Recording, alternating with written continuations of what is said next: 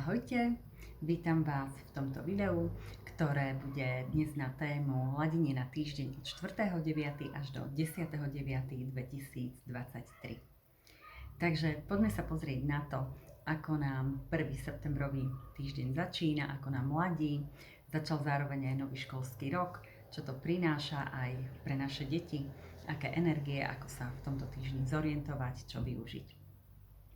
Takže hlavnou témou a takou výzvou alebo poslaním tohto týždňa budú vzťahy.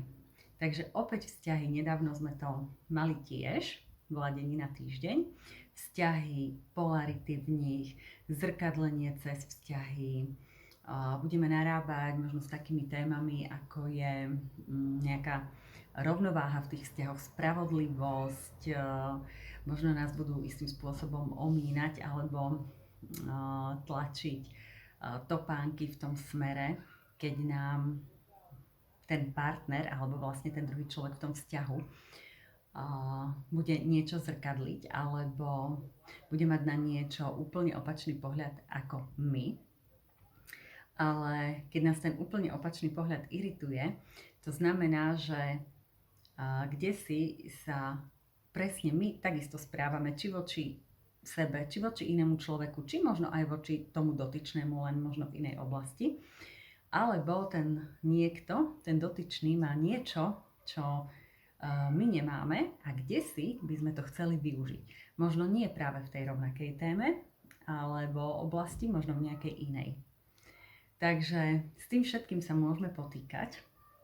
No a v podstate tento týždeň, ak sa zameriame na nastavenie alebo na vyharmonizovanie vzťahov, tak nám to prinesie oveľa väčší osoh nielen na tento týždeň, ale aj vlastne do budúcna. A zároveň tým určitým usporiadaním vecí si vo vzťahoch sa nám zároveň bude o to viac dariť aj v iných oblastiach. Vlastne budeme taký akoby spokojnejší, vyrovnanejší, budeme mať väčší drive, lepšie sa budeme vedieť rozhodovať, inak budeme vidieť veci.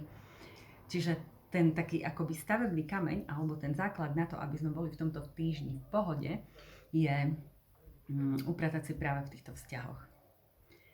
No a to, čo nám ide darom, alebo čo nám je darom v tomto týždni, čo máme vlastne k dispozícii, čo môžeme využiť pri budovaní týchto vzťahov a usporadovávaní, tak to sú energie, fyzické energie. To znamená, že budeme vedieť lepšie akoby zorganizovať si veci. Lepšie si uvedomiť, kde sú naše hranice, aké pravidlá si potrebujeme stanoviť na to, aby veci v tom danom vzťahu fungovali. Ako si rozdeliť, kto čo má robiť, alebo kto je za čo zodpovedný, kto sa čím podieľa na budovaní tohto vzťahu.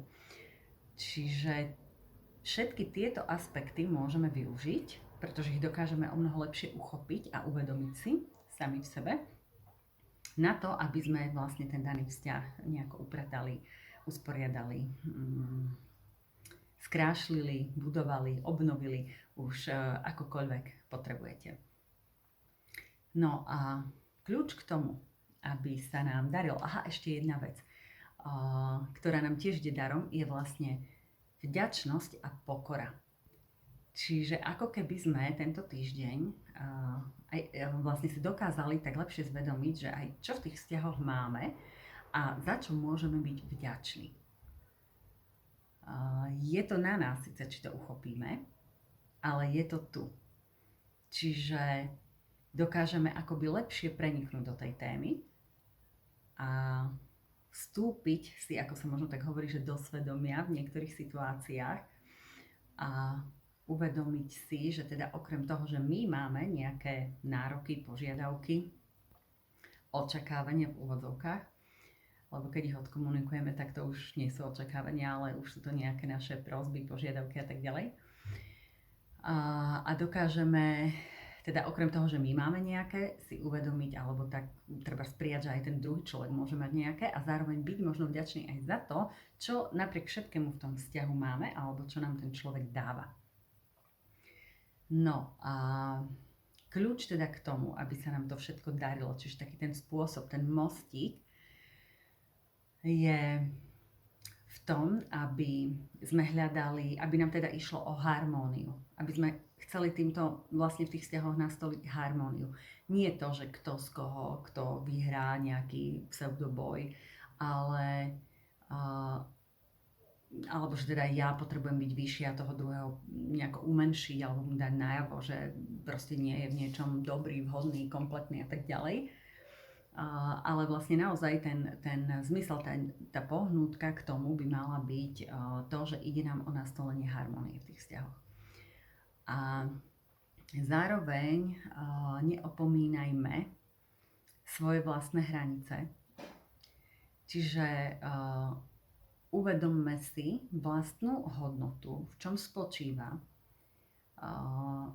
Dokážeme sa aj tak akoby oceniť, že aj my sme dosť dobrí, že si tiež niečo zaslúžime, alebo nám to tak možno akoby aj patrí. A vlastne pri nastavovaní tých vzťahov choďme akoby aj cez nejaký ten svoj vnútorný priestor harmónie.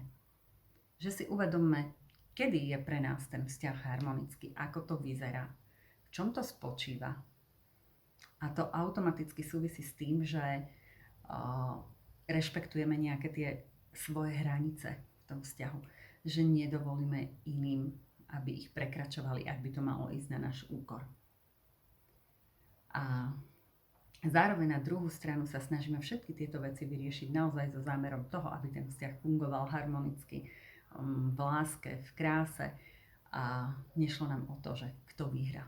Ale skôr, aby ten výsledný efekt bol v štýle win-win, teda výhra na obidvoch stranách.